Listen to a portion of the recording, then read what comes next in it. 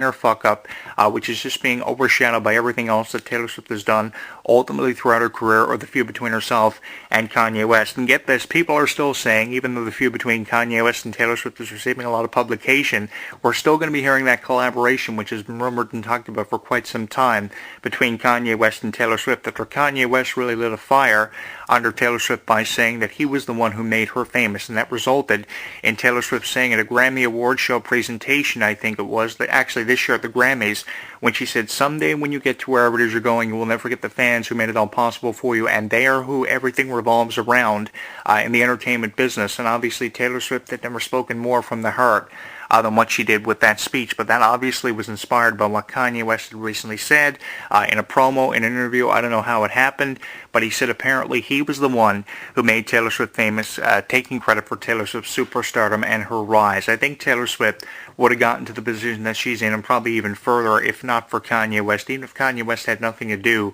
with Taylor Swift, I think Taylor Swift would be just as big today with or without Kanye West. It works both ways. Obviously, the Kanye West feud is giving Taylor Swift a lot of publication, but even without that, you take that out of the equation, I don't think Taylor Swift needs Kanye West for 1 minute. I think Taylor Swift could have thrived on her own because of the music that she's writing. She writes from the heart. She writes on relationships. She received a fair share of criticism for doing that, but I mean, writing on relationships obviously is what worked for Taylor Swift and what she became known for doing, and she changed her image and received a lot of criticism for that. And I think that was really the first thing that was really criticized for Taylor Swift, but she proved that she can change her image and do it the right way, because so many people have changed their image and gone about doing it the wrong way, and it's obviously been something that's haunted them for their entire lives, because it's really had their careers head on a downward spiral, which there's no coming back from. But I think Taylor Swift is one of the more far successful people to change their image and do it for the better of their careers, and really bettered herself in the way of an image. She still has that same kind of image she had when she first showed up as Taylor Swift, the country girl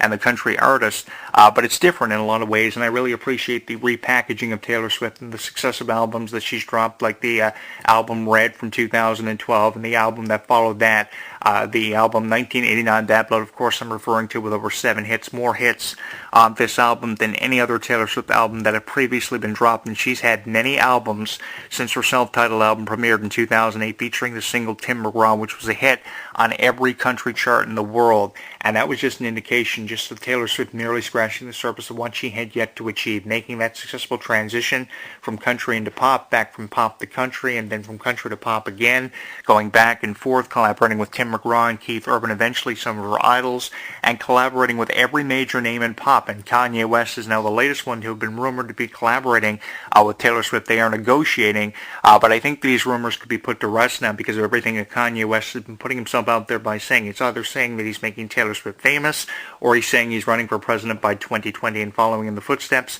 of Donald Trump. I will believe that when I see that. And that, to me, is just him putting himself out there in the way of an act of desperation, which he doesn't really need to be doing. If anything, Kanye West needs to be collaborating more music, and far more creative music than what we've been hearing, and stop comparing Taylor Swift and Beyonce in the same category, saying that Beyonce had one of the biggest videos of all time and is a bigger celebrity than what Taylor Swift ever was. Beyonce may have been a big celebrity when she was putting out songs with Jay-Z called Crazy in Love. That's when she was a big celebrity. Not so much now with songs like 7-Eleven. I don't think 7-Eleven can be compared in the same category in Crazy in Love. I think what needs to happen here for Beyonce is she needs to be far more creative with her music and probably have more opportunities in the way of being presented to her to be more relevant than what Taylor Swift is right now. There's really no argument that can be presented as to who's the bigger star between Beyonce and Taylor Swift, because hands down in my books, it's Taylor Swift. And yeah, I've been a victim. I will be honest with you. I've been a victim of criticizing Taylor Swift for forever and a day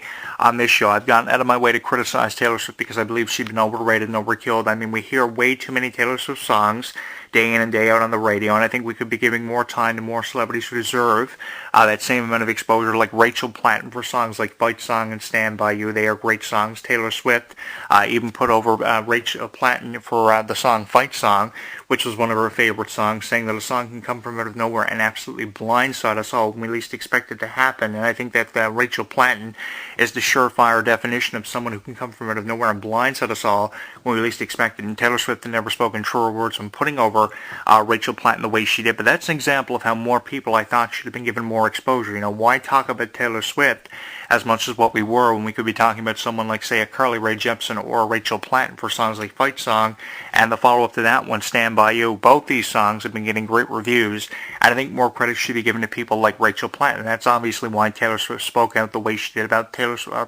Rachel Platten's song, Fight Song, which was pretty amazing. I gave Taylor Swift a lot of credit for having done that too when I first heard about how Taylor Swift was putting over and recognizing Rachel Platten, which I hope Taylor Swift continues to do in years to come. We have heard Taylor Swift collaborate with so many people over the years, and I think her collaboration with Kendrick Lamar, Bad Blood, from the album 1989 Bad Blood, kind of gives us an indication of what a Taylor Swift and Kanye West song may sound like. Now, I want to know what your fans' opinions are on the song between Taylor Swift and Kanye West and what you think it would sound like. Do you think it would sound as effective or even better if Kanye West, or just as good as what the song with Kendrick Lamar sounds? Do you think it would be just as effective if we saw a collaboration and heard it from Taylor Swift and Kanye West, or does this need to happen at all, or should it be put to rest? I think rumors of this really need to be put to rest, because the last person I think that Taylor Swift needs to collaborate with, although it may be interesting in the minds of a lot of people to be hearing this, is Kanye West, especially after everything Kanye West had to say about Taylor Swift. And you can't say that Taylor Swift just let it pass by her, because it obviously affected Taylor Swift in more ways than it was ever given credit for, because she wouldn't be speaking on it as openly minded as what she was when Kanye West first started taking shots at her, interrupting her at the VMAs back in 2009. I remember profiling this on blogtalkradio.com when it first happened. I had sound bites and everything of the interruption of Kanye West by Taylor, or from Kanye West towards Taylor Swift, and I got everybody's opinion collaborated into one big review on how Kanye West had treated Taylor Swift at the VMAs in 2009, putting over Beyonce when it was all about Taylor Swift. There should have been about Taylor Swift. I didn't really agree or condone Kanye West's actions, and I think it was completely unprofessional. I think he was a piece of shit for doing what he did, and I actually went on the radio and actually called him that, because I believed he was a piece of shit at that time for just having an excuse to put himself over, finding whatever way he could of doing it. If it wasn't going to be Taylor Swift, then obviously it was going to be somebody else. But to say stupid things like Beyonce had one of the best videos of all time and you're going to be running for president by 2020, I mean, how more desperate can anyone be? I mean, you're Kanye West. You made millions of dollars from your previous singles. You don't need to be saying you're going to be president in 2020 and following in the footsteps of someone like a Donald Trump. You don't need to be interrupting Taylor Swift. If anything, you need to be focusing on your music, just as Beyonce needs to focus on her music, because her songs like 7-Eleven are a far cry from songs like Stupid and Crazy Love were a couple of years ago, back in the early thousands. So I think there's a lot that needs to happen here. I think we need to be giving Taylor Swift more of the benefit of the doubt, and these people who are choosing to criticize Taylor Swift and jump down her throat and in her face all the time, getting up in her grill, as the new generation likes to say, I think that's how it goes, getting up in her grill, rather than getting up in the face of Taylor Swift for everything she has accomplished. They need to be focusing on things to make them relevant, because they, at the end of the day, are the ones who are far from relevancy, and the one who is always finding a way to be put over in a new way all the time, even though her music sounds the same a lot of the time, especially with these songs off 1989 Bad Blood, which sound a little bit different from the different songs Taylor Swift dropped from 4 or 5 years ago, but they still sound the same in a lot of ways, probably more ways than are ever given credit for.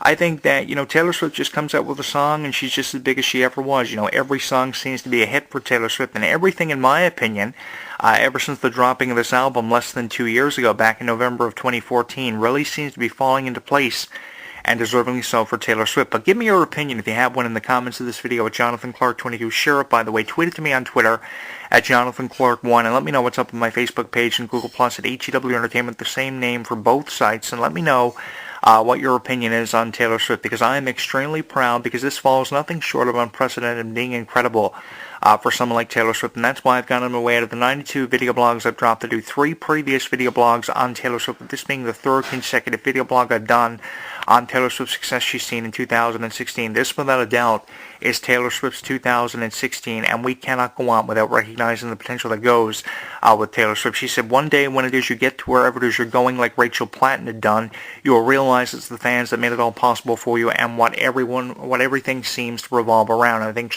Taylor Swift had never spoken more true from the heart than what she had recently done and got away with doing. And I think that Taylor Swift, ever since then, has earned the respect of a lot of people as if she hadn't already. Worth over $110 million and $120 million by 2010, 2011. And that's really been magnified here in 2016 because over the last 2 years, Taylor Swift has made more money than any celebrity purchasing a house within the last 2 or 3 years, worth $155 million. That really says a lot about how far Taylor Swift has come. And this collaboration with Kanye West, if in fact it does happen, it's going to be interesting to hear.